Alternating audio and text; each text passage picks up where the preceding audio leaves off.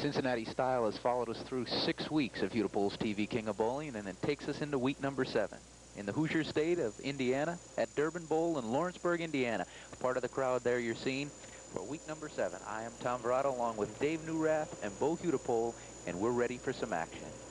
First match today will pit Bill Pollard, 54-year-old Bill Pollard from right up the road in Versailles, against 19-year-old Chris Trenkamp. You're looking at the big southpaw, Mr. Pollard. And uncharacteristic of this year, Dave, we have started with less than a strike on the first ball of the day. Well, let's set up the player, Tom. Bill Pollard has been around, like I told you in the opening, for a long, long time. He was a brilliant competitor when he was in the Air Force. He's been a very steady player down through the years here, and he has been very, very accurate.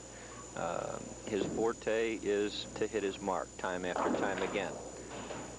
Just missed it that time. He chopped the 1-3 off of the 6th. But you'll notice, ladies and gentlemen, that his ball does not rotate. It does not turn, get the revolutions, whichever word you want to pick, that this gentleman is going to have. Chris Trenkamp, 19 years old, from Independence, Kentucky, a desk clerk over at Cherokee Bowl, another southpaw. And he does get a lot of revolutions, Dave. Strike right down the middle.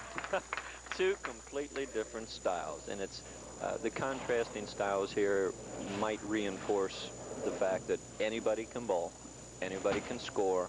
You just take your God-given natural talent and get out there and do the best you can with it, and a lot of times it turns out right. Trenkamp with a 210 average, which will fit in nicely with the averages on the BPA King. Second frame, the big left hand. Just misses the head pin, but gets a break and leaves the 7. A completely errant shot. You know, on that particular ball, the big revolutions and power that is going to help him knock the pins down when he's in the 1-2 pocket created a little problem for him there. That dude almost got away from him. A break on a Sunday morning. Trenkamp. Not even close. So, Bill Pollard gets a break. Interesting contrast we said in ages, but for Chris Trenkamp, he's never been on the TV King, which could be responsible for some of his nerves. But, Dave, Bill Pollard, a veteran of the kingship. He's been back. That's right. He's been there before. Back in 1971, Mergard's Northside, the classic matchup. And this is before our format is what it is we see today. Bill Pollard and Rudy Dukes went at it hammer and tong. At that time, Bill came out the winner, $500 at that time, and averaged close to that 200 mark. Third was our friend Montz DeFelice. And Montz, it's good to have you back. We're having a little trouble with our spares this morning. Dave, you want to take that up in the tips maybe either later today or down the road? I don't think we're going to cover the 3-9, but we're going to cover a few of them, and we had some positive response on last week's tip, and we got a few more in the can for the people at home. I think we're talking about targeting this week. Okay. And that's something that's very important every time you throw the ball. Oh, coming Pollard up high. Whew. You know, if the name Pollard sounds familiar, especially to the people in Indiana, it should. He's proprietor of Pollard's Bowl. He's got a whole family of bowlers in Rick and Ron. Rick, the former on the tour. Regina Pollard, who we saw earlier this year. And Bo, I think it's about our time to make a little bit of a correction. We mentioned Regina was the first and only woman to qualify in the TV King, competing against men, as we've seen Father Bill pick up the spare. But this week you found out a little more information. Yes, I did. Our records were not as complete as I had hoped they had been. And Alice Gilkey was actually the first lady to ever make the show on her own accomplishments. Now, this is when they compete against the men. The women did have their own show a couple years, and the girls did make the TV show. But this is when we're competing against the men. Alice did this in April of '70 at Mount Washington Lanes. She rode a 630 series to compete on the show, and she actually won 2 matches and lost the third one to Rob Kolbinski, so she made a good showing also. As you see the score, Trenkamp picks up the strike after opening in the second and pulls the lead over Bill Pollard. 10 pins is the difference. Trenkamp with the advantage of the strike, Tom, and he could really make it tough on Bill if he could put one away here. But remember, this lane, is the one where he went completely crossing across the head pin. Let's see if he makes an adjustment here. Look at that cocked wrist. Really tries to get the revolution on it. And it almost looks painful. It almost looks painful, Dave. But believe me, if you try it, you'll find out how painful it is. You've always said, though, whatever feels comfortable, doesn't matter what it looks like in the mirror, so long as it feels comfortable and you can score with it. That's exactly right, Tom. If you can duplicate it time and time again, then that's going to be the successful process to bowl with. There are some fundamentals that everyone should work on, like making your spare, but generally you work within your own capabilities. So a spare in the 4th frame for Chris Trenkamp puts Bill Pollard at the line.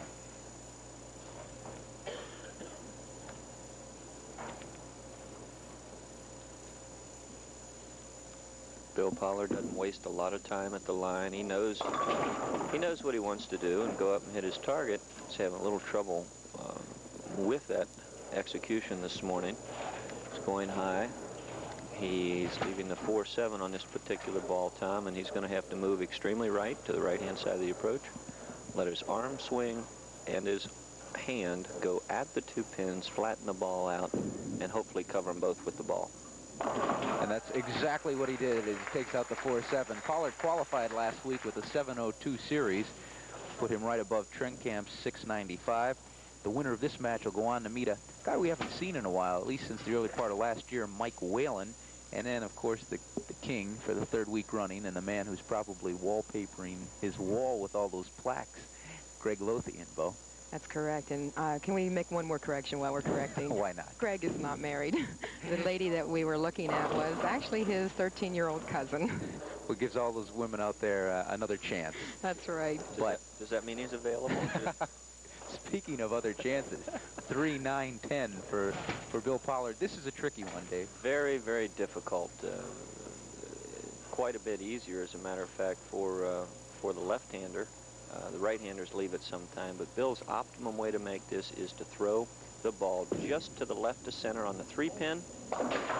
Not like that. Just to the left of the center of the 3-pin.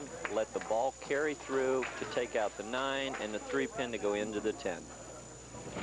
So far, the spare shooting exhibition has not been quite what we had anticipated. We should have put our tip on spares this week. That's right. Chris Trenkamp. Look at that cock wrist, just extremely underneath the ball, all the way through, and then straps it for all it's worth. We mentioned Trenkamp qualified with a 695. Just 2 pins behind him was Dale Hafley. And he was with us today? Yes, Dale is here. He's our standby. We always have someone in the wings in the event that something would happen. And we do have a bowler standing by to go on the show if needed. And Dale Hafley is here today. Chris Trenkamp wasn't about to let him come on because, hey, he said he can make spares like the 2-4-8. Takes it out with the spare in the 5th frame. That standby position is a lonely position. You're able to sit there and think about that one shot that you messed up on that caused you to be sitting rather than throwing the ball.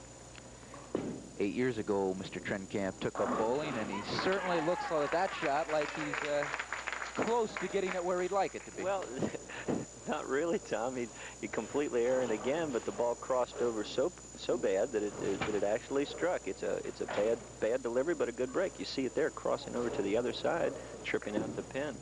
Whatever way you knock them down is what counts. Bill Pollard will take it. The road's been a little rocky for Mr. Pollard today with several open frames, but gets back on track with the strike there. That was a good one. He almost smiled there. Pollard bowling for some 23 years now. Took it up in Germany. I didn't even know 23 years ago they were bowling in Germany, but I guess it's a sport that's been around longer than television has, Dave. Tom, 123 years ago they were bowling in Germany. It's quite a bit different than the game that we have today, of course, but this game of bowling is, I think, been around for as long as almost any game other than soccer. Goes back to the Egyptians when the pharaohs. Yes, the pharaohs had their own bowling lanes, and at one time I think it was even related to a religious belief. If you knocked all the pins down, you were holy. Well, that'd be all right. Do you think they had a king back then? I don't know. They had several. They had several, right? They called them pharaohs, right? So another open for him. Bill Pollard not having his routinely good day here today. And Chris Trenkamp has a chance to really put the hammer down. Right now, he's well in the lead with a strike working. One more here with all but salted away. I think he heard you, Dave. And that the finest shot of the day for Chris phenomenal. Trenkamp. There, we're going to see the power, the striking action that you get with the revolutions. Now watch it here. Keep your eye in the center of the screen. The head pin and then the one directly behind it. The head pin going to the right of your screen. The ball carrying through with the 5. The head pin coming back, looking for someone else to knock down. Not going to happen. They're all gone. 8th frame, Chris Trenkamp. Dave, Trenkamp lists fishing. So does Mr. Pollard. As you see Trenkamp with the triple. He lists fishing as one of his hobbies, and should Mr. Trenkamp go on to a 300 game today, what will he win, Jay Stewart? Yes, and he will win for his perfect game on King of Bowling. A beautiful boat.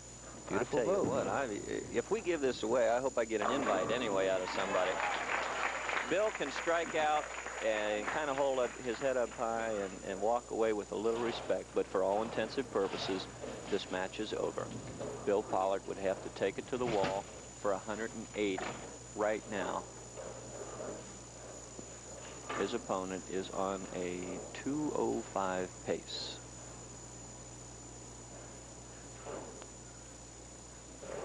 Bo, while we have a chance, obviously this match is over as Pollard is going to go out in style, but they're qualifying today over at LaRue Lanes in Highland Heights, Kentucky. That's correct. We are qualifying at LaRue.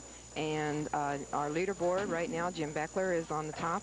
Rolled a 300 game yesterday in 747 series. Bill Heflin, who we haven't seen for a while, 720. And Mike Whalen is on the board with a 707. 626 is cashing. And we have a new lady on the leaderboard, Linda Kling, with a 670 series. We're real proud to see that. It's always nice to see that as Trenkamp brings it. Tommy, don't go away, buddy. There's only one thing that could happen right here. With that bad count on a string, Mr. Trenkamp's put himself in an awkward position. If he opens up in the 9th and 10th frames, Bill Pollard can strike out in the 10th frame to win. A remote possibility, but with the help on the bad count, he has made it a possibility. And we've seen it all, not only this year, but in past years on the TV King. That come from behinds, the bobbled ball at the goal line. Call it anything you want, but it is possible. Bruce Trenkamp needs a mark. Well, last year the King was determined through an error, and nobody really knew who won it. It was like the audience and everybody was so silent we couldn't believe it. Trenkamp at 19, making his first appearance on TV in Hudepohl's TV King of Bowling, and a pin touched the 7, but not hard enough, Dave. Tom, phenomenal shot. He knows he needed a spare, so what's he do? He throws a good shot. He trusts the ball. He swings it out right here. Watch the ball coming back. It's going to create a little wide, but the head pin going to the wall is going to do most of the damage, and that's the 6 pin starting to roll across to catch it. But remember, he flagged the 7 pin by almost a foot in the front part of our game. And does it again. You hear the crowd in the background. They know what the score is. I'm sure in his time, Bill Pollard has been in this situation before. Chris Trenkamp, the chance to put it away. What a come from behind this would be. Bill Pollard, with the first 2 strikes in the 10th frame, will be the winner of our first match. Got to have this one.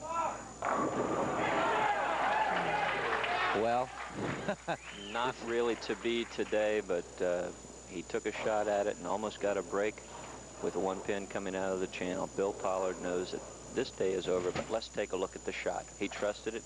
He's running it out. Now, see the 4 pin going there? If it would have leaned about a half an inch more to the right, he would have carried it. He picks up the 7 pin spare, something that Chris Trenkamp better work on in his next match with Mike Whalen after missing 2 7 pin spares. Well, you always try to find good in what happened. He didn't miss it by as much in True. In the 10th frame. Isn't the 10-pin difficult for a left-hander to make because of the revolutions and the way they really turn the ball? They seem to have more turn on the ball than right-handers most of the time. Well, there's something. The 7-pin. So with that ball, this game is history. And Chris Trenkamp, the winner in game number 1 over Bill Pollard, 173 to 159. When we come back, Trenkamp takes on Mike Whalen in game number 2 of Hudepohl.